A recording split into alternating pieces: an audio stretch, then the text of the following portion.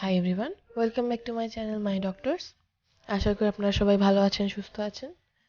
আজকের ভিডিওতে আছে cardiology specialist in Chittagong city ডাক্তারদের নাম পার্ট 5। এর আগে পার্ট 1 থেকে 4 ছিল। আপনারা যারা এখনো পাননি তারা অবশ্যই চ্যানেলে চেক করে নেবেন। তো চলুন প্রথম ডাক্তারদের নামটি দেখে নিই।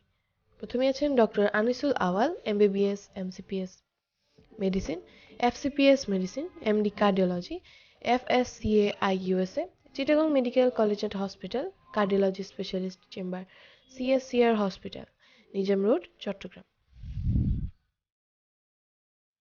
এরপর আছেন doctor S M Iftekharul Islam, MBBS MD cardiology, Chittagong medical college and hospital, cardiology specialist chamber, Delta health care, Mirzapur road, Chittagong.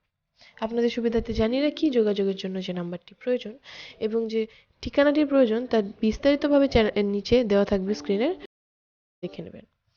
তারপর আছেন doctor Safiul Alam, MBBS MD cardiology, Chittagong medical college and hospital, cardiology specialist chamber, Surgiscope hospital, Katalganj, Chattogram.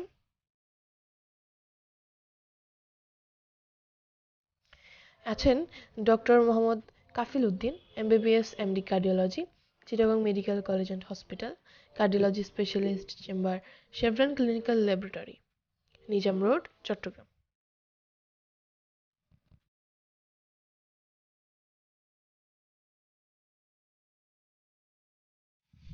আছেন doctor Sandipan Das, MBBS MD cardiology, Chittagong medical college and hospital, cardiology specialist chamber, Sensiv private limited, Jamal Khan road, Chittagong.